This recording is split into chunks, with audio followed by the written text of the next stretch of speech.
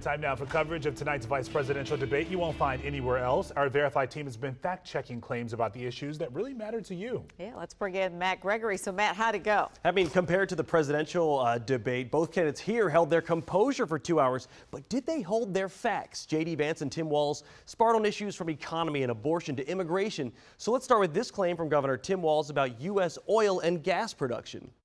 Look, I harvest corn, I harvest soybean, and I harvest wind. We are producing more natural gas and more oil at any time than we ever have.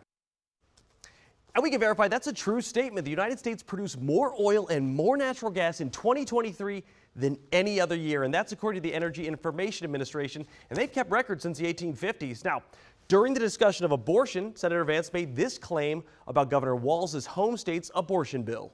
It says that a doctor who presides over an abortion where the baby survives, the doctor is under no obligation to provide life-saving care to a baby who survives a botched late-term abortion. And we're going to have to verify this claim is false. Last year, Governor Walz signed a bill that actually reinforces care for newborn babies. The law was updated to say medical personnel must care for any infant who is born alive.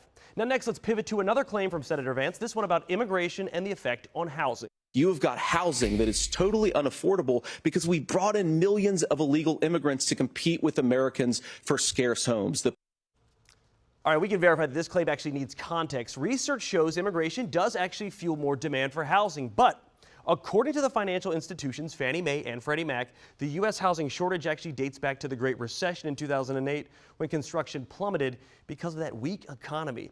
All right, let's finish with a claim from Governor Walz about debt created under President Trump because of his tax cuts. He gave the tax cuts that predominantly went to the top class. What happened there was an $8 trillion increase in the national debt, the largest ever. All right, and we're going to finish off by saying that this claim is misleading. This is according to the Nonpartisan Committee for a Responsible Federal Budget. Now, the legislation that Trump signed and the executive actions he took added an estimated $8.4 trillion to the national debt. That's true, but that's a projected estimate over the course of a decade, and much of it is tied to policies that were actually put in place before President Trump took office. Now, listen, there's so many other claims we just couldn't get to right now, but we covered them. You can go to our website and click on the Verify section to see it. With Verify, I'm Matt Gregory. Back to you guys. All right, Matt, thank you. And you